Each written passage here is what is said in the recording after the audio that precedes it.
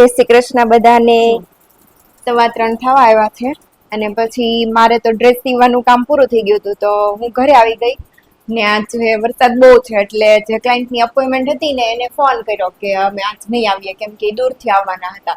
એટલે હવે એ આવતીકાલે આવશે એટલે મારે કઈ કામ હતું ને પછી સ્ટાફમાં છોકરીઓ છે એ લોકોને કીધું કે વરસાદ જેવું છે તો તમે ઘરે જતા રહો અને હું ઘરે જતી રહું તો પછી હવે આજે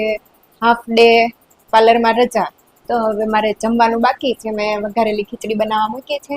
ખીચડી બની જાય એટલે હું ને નીલ જમી લઈએ અને પછી થોડીક વાર સુઈ જશું આરામ તો વરસાદ ચાલુ છે અને હું તો પાર્લરેથી આજે 3 વાગે ઘરે વહી આવી હતી પછી સુઈ ગઈ થોડીક વાર અને અત્યારે 4:45 જેવું થયું છે તો હમણાં થોડીક વારમાં ઉઠી ગઈ ને પછી આજે મારે બનાવવાના છે લસણિયા ઢોકળા તો ઢોકળા બનાવવા માટે જો હું અહીંયા ખાટલો ઢાળીને લસણ ફોલવા બેસી ગઈ છું એટલે ઢોકળાની સાથે લસણવાળી ચટણી બનાવવાની હોય ને ઢોકળાના બેટરમાં તે લસણની પેસ્ટ નાખવાની હોય તો હું લસણ ફોલી લઉં અને સિંગ બાફી લીધી છે તો નીલને અને જતીનને છે ને આમાં કાંદો ટમેટું ને એવું નાખીને બાફેલા દાણાનું સલાડ બનાવે તો મેં સિંગ બાફી લીધી છે પછી સાંજે એ બધું વેજીટેબલ એમાં મિક્સ કરીને ગાજરની કટકી કેપ્સિકમની કટકી ને ટમેટાની કાંદાની કટકી ને બધું નાખશે લીંબુ નીચોવશે ચટણી મીઠું નાખીને કાંદાનું બધું એ આ બાફેલ દાણાનું સલાડ બનાવશે અને આજે તો ઢોકળા ખાવાના છે તો નીલ ગયો છે જીમમાં તો વરસાદ આવે છે ને તો મેં ના પાડી હતી કે આજનો દિવસ જીમમાં જવા ને એમ પણ એને જીમમાં રજા પાડવી ન ગમે જીમમાં તો એ જાય જ છે અને એમાં એને ત્યાં 45 ડેઝનો ચેલેન્જ હાલે છે 45 દિવસ સુધી કોઈને રજા નહીં પાડવાની અને રોજના 10,000 સ્ટેપ ચાલવાનું તો એ ચેલેન્જમાં પાર્ટિસિપેટ થયો છે એટલે એને રજા નહોતી પાડવી તો વરસાદ આવતો હતો ને તોય જીમમાં ગયો રજા તો એ પાડે જ નહીં અને રવિવારે તો એને ઓલરેડી રજા હોય ખાસ વરસાદ આવે છે ને તો ઓટલે બેસવાની તો બહુ મજા આવતી હતી બધું બહુ મસ્ત ઠંડુ ઠંડુ વાતાવરણ થઈ ગયું છે પણ પછી ઓટલે બેસવા રહી તો રસોઈ બનાવવાનું મોડું થાય એટલે હું અંદર આવી ગઈ અને હવે હું લસણવાળી ચટણી બનાવી લઉં લસણવાળી ચટણી એમ તો હું જ્યારે ઢોકળા બનાવું ને ત્યારે બનાવું જ છું પણ તોય મને એમ થયું કે કંઈક અલગ રીતે ટ્રાય કરું એટલે મેં છે ને યુટ્યુબમાં 2-3 રેસીપી જોઈ લીધી તો મેં કીધું એ પ્રમાણે કરું તો હવે હું લસણવાળી ચટણી બનાવી લઉં ને નીલ તો જીમમાં ગયો છે તો એ તો હવે 7 વાગે ઘરે આવે ત્યાં સુધીમાં તો હું રસોઈની તૈયારી કરી લઉં ઢોકળા તો ગરમ ગરમ ખાવાની મજા આવે એટલે જ્યારે જીમમાંથી આવે ને ત્યારે હું ઢોકળા બનાવીશ એટલે ત્યાં સુધીમાં બીજું બધું તૈયાર કરી રાખું અને જતીન તો છે ને એ ઘરે જ હતા પણ એ નાકે આટો મારવા ગયા થોડીક વાર વરસાદ ચાલુ છે તો છત્રી લઈને પાણી કેટલેક સુધી ભરાણું છે એવું બધું એ કે લે જોતો આવું ને આટો મારતો આવું તો એ આટો મારીને આવે હું રસોઈ બનાવવાની બધી તૈયારી કરી લઉં એટલે તો અંદર વહી આવી એકલા હું એટલે બેહું એ હતા તો હારે બેઠા હતા પછી એકલા તો મારે લસણ ફોલવાનું કામ પૂરું થઈ ગયું એટલે મેં કીધું હવે અંદર જતી રહું હવે મિક્સર ને એવું કાઢીને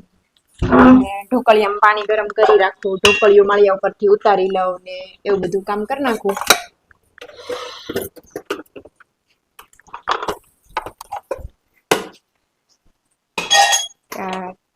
નીલભાઈ આવી જાય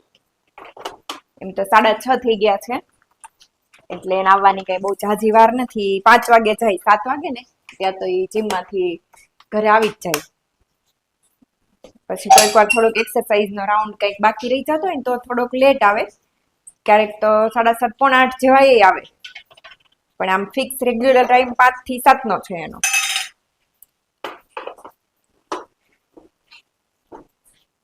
લસણ તો જો ચટણી તો હું મિક્સરમાં જ બનાવી નાખીશ ખાવણીમાં ખાંડવામાં તો બહુ વાર લાગે ક્યારે ઠેઠ ખંડાઈ રહી અને એમાં ખાવણી ને દસ્તો છે ને બહુ મોટું છે તો એ મારથી ખાંડીને તો હાથ દુખવા મળે મને કાંડું દુખવા મળે ખાંડીને તો કોઈક વાર તો જતીન ઘરે હોય ને તો ખાવણી દસ્તામાં ખાંડવી હોય ને તો એ ખાંડી દે બાકી હું તો ખાંડું નહીં કોઈ દિવસ હું તો મિક્સરમાં તે લસણની ચટણી બનાવી લઉં આમાં જલ્દી બની જાય મિક્સરમાં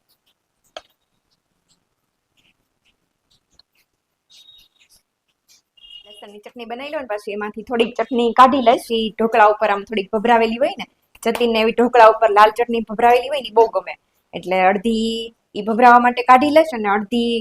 આપણે ડીપ કરીને ખાવા માટે એવી ગ્રેવી જેવી અડધી બનાવીશ. જો એક નંબર મસ્ત લસણની ચટણી બનીને રેડી થઈ ગઈ છે. હવે આમાંથી અડધી ચટણી છે ને હું ડબ્બીમાં લઈ લઉં, એટલે એ ઢોકળા ચડતા હોય ને તે ઉપર ભભરાવા થાય એની માટે. અને અડધીની છે ને ગ્રેવી બનાવીશ, વઘારેલી ચટણી, એમાં બધું દહીં ને કોથમરી ને ધાણા જીરું ને એવું બધું નાખીને ઢોકળા ડીપ કરીને ખવાય ને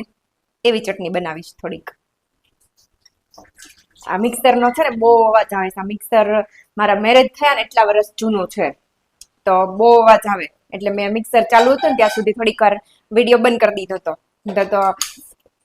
કાનમાં કંઈક ખાવા માંડે સંભળાય નહીં ને એટલો જોરદાર અવાજ આવે છે મિક્સરનો. 6:45 થયા ત્યાં હું 15 મિનિટમાં ફ્રી થઈ ગઈ. જો આમાં ચટણી બનાવી લીધી છે લસણવાળી, આમાં ઢોકળાનું બેટર રેડી કરી લીધું અને માળિયા ઉપરથી ઢોકળીઓ ઉતારીને ધોઈને અહીંયા મૂકી દીધું છે. બસ હવે જતીને આટો મારવા ગયા છે ને એ આવે ને એટલે ઢોકળા બનવા મૂકી દઈશ. અને 15-20 મિનિટમાં તો ની લઈ આવી જશે. તો કામ પત્યું ને તો મને એમ થયું કે હું છે ને થોડીક વારમાં કપડાં ધોઈ નાખું ત્યાં સુધીમાં એમ ટાઈમ છે ને તો. અને હજી કોઈ આવ્યું નહોતું ઘરે, ત્યાં તો આજ રેકોર્ડ તૂટી ગયો. આજ કપડાની ડોલમાં કપડાં જ નહોતા. રોજ હું પાર્લરથી ઘરે આવું ને તો આખી ડોલ કપડાની ભરેલી હોય, અને આજે છે ને કપડાં જ નહોતા, કેમ કે નીલને સ્કૂલે નહોતું જવાનું, ઘરે જતો, અને જતી નહીં ઘરે જતા. એટલે અને જતીન ને નીલ હવે જીમમાંથી આવીને નાશે. નીલ આગળ આવશે ત્યારે નાશે, જીમના કપડાં કાઢશે, અને જતીન ને હમણાં બહારથી રાઉન્ડ મારીને આવે ને તો એ નાવા જશે ત્યારે કપડાં કાઢશે. તો કપડાં ધોવાના નહોતા, આજ તો ડોલ ખાલી હતી. પણ આજ છે ને હું બપોરે ઘરે નહોતી આવી, સીધી 3 વાગે ઘરે આવી હતી ને તો મેઇન કામ ભૂલાઈ ગયું. પાણીની મોટર ચાલુ કરવાની જ ભૂલાઈ ગઈ હતી. તો હવે હું પાણીની મોટર ચાલુ કરી લઉં અને પછી પીવાનું પાણી તે ઉકાળવાનું આજ બાકી રહી ગયું છે. તો હું મોટર ચાલુ કરવા આવી છું. આ દાદર વાળો ભાગ છે ને ત્યાં મોટરની સ્વિચ છે, તો વાલ બધા ફેરવીને પછી મોટર ચાલુ કરવાની હોય. 2 ટાંકા છે, એક અગાસી ઉપર ટાંકો છે અને એક નીચે. તો નીચેનો ટાંકો છે ને એ તો આ મોટો ટાંકો આવડો એ તો જાતે ભરાઈ જાય, એમાં મોટર ચાલુ ન કરવી પડે. પણ જે અગાસી ઉપર ટાંકો છે ને એ ભરવા માટે મોટર ચાલુ કરવી પડે. તો મેં અહીંયા વાલ ફેરવી નાખ્યા છે અને મોટર ચાલુ કરી દીધી છે. તો પીવાનું પાણી ભરીને ઉકળવા મૂકી દઉં અને પછી કચરા પોતાને એવું કરું ને ત્યાં સુધીમાં ટાંકો ભરાઈ જાય.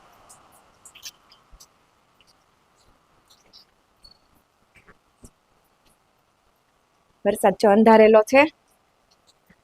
અને થોડોક થોડોક ઝીણો ઝીણો ઝરમર ઝરમર આવે છે.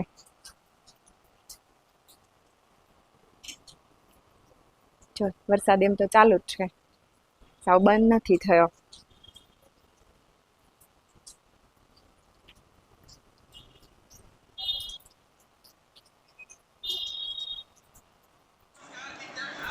તો અમારા ગરમા ગરમ ઢોકળા બનીને રેડી થઈ ગયા છે અને અમે ચીઝ અને બટર નાખીને જમવા બેસી ગયા છીએ. જય શ્રી કૃષ્ણ.